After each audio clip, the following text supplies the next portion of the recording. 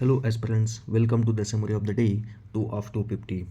आज मी आता हे वाचलं आहे की factor affecting the pattern of ocean current. त्याच्यामध्ये दोन प्रकारचे फॅक्टर असतात, एक आहे पॉझिटिव्ह फॅक्टर आणि एक मॉडिफाईंग फॅक्टर. पॉझिटिव्ह फॅक्टरमध्ये कोणते आहेत की earth rotation, ocean and atmosphere. आणि मॉडिफाईंगमध्ये सी कोस्टल लाईन आणि ओशन बॉटम टोपोग्राफी. बरोबर.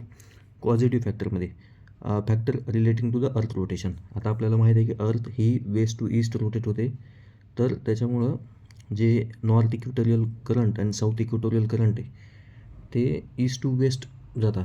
पण मेजर फॅक्टर जे आहे ना, की जे डिरेक्शन डिसाईड करतं ते आहे की तिथली विंड, ट्रेड विंड, ती महत्त्वाची आहे.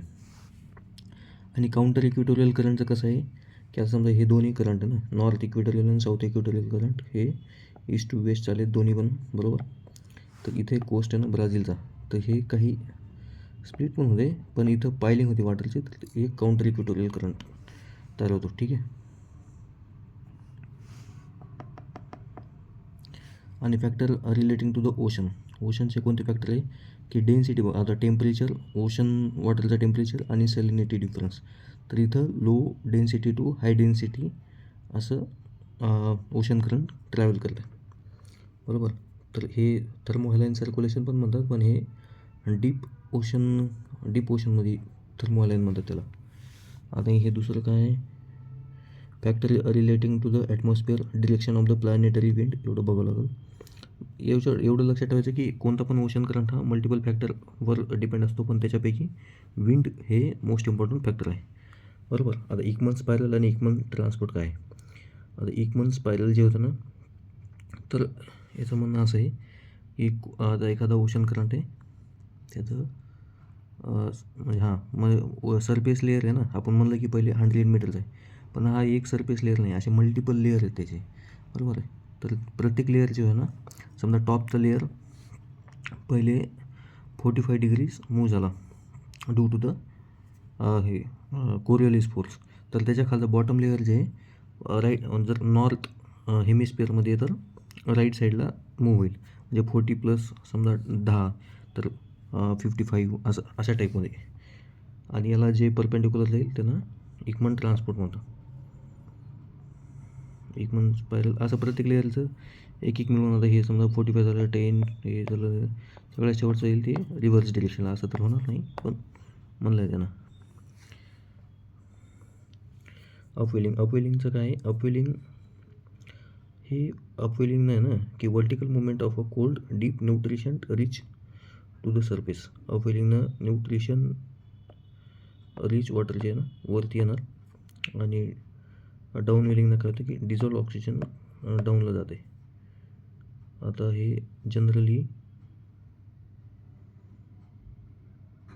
Upwelling takes place on a larger scale on the coastal location where the wind is moving constantly away from the coast.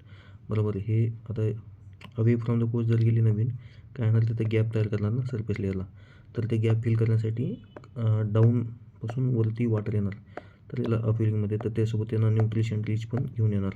आता हे आणि हे आपण बघितलं आहे जनरली अपवेलिंग नाही ना. पॉझिटिव्ह इम्पॅक्ट काय आहे त्याचा की एक न्यूट्रिशन रिच आलं तर, बरोबर, तिथं फिशिंग ग्राउंड बनते कोस्टल लोकेशनला.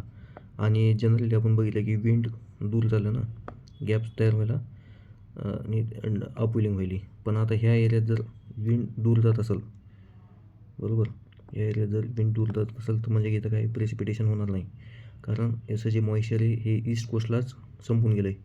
इथं काय डेझर्ट लाईक कंडिशनमध्ये, आणि त्यांच्यासाठी मग हे fishing major source of income आहे. फिशिंग आली ना, इथं बर्ड पण येतात जास्त, मायग्रेटरी बर्ड किंवा ह्या एरियात जास्त, तर त्यांची जे डेव्हलपिंग असतं ना, त्यांना ते फार्मिंगमध्ये मदत करतं ॲज अ ऑर्गॅनिक फर्टिलायझर म्हणून. बरोबर. निगेटिव्ह इम्पॅक्ट काय आहे की आपण बघितलं की डेझर्ट लाईक कंडिशन होते. आणि आता काय इक्वेटोरियल अपवेलिंगचं म्हणणं काय बघा. नॉर्थ इक्वेटोरियल करंट गेला, बरोबर, आणि साऊथ इक्वेटोरियल करंट गेला, पण इथं हे बनलाच नाही ना तुम्हाला, काय म्हणते त्याला, गॅप बनलाच नाही ना की ज्यानं अपवेलिंग होईल. इथं कसं काय होईल. पण आपण आता हे बघितलं ना इकमन स्पायरलची कन्सेप्ट, तर तिथं असं थोडं कोरियोलिस फोर्समध्ये प्रत्येक लेअर असं जातं, तर डिफ्लेक्शन व्हायला राईट साईडला इन नॉर्थ हेमिस्फिअर. तर डिफ्लेक्शनमुळे इथं काय ना गॅप क्रिएट व्हायला, तर अप विलिंग व्हायली. तर इथं तुम्हाला म्हणजे याच्यामुळं भेटते इकमन स्पायरलमुळं. आता दुसरं काय डाऊन विलिंग आणि डीप ओशन करंट हे नाही एवढंच. डाऊन विलिंगचं बघितलं आपण, डी थर्मल अँड सर्क्युलेशन बघितले.